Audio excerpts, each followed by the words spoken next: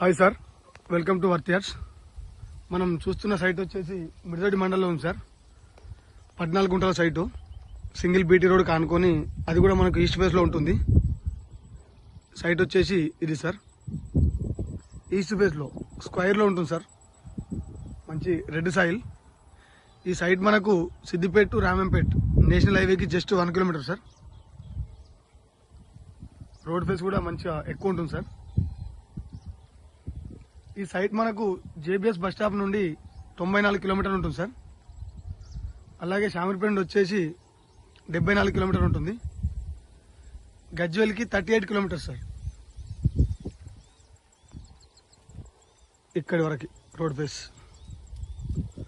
Single BT road కానుకొని 14 గుంటల site sir.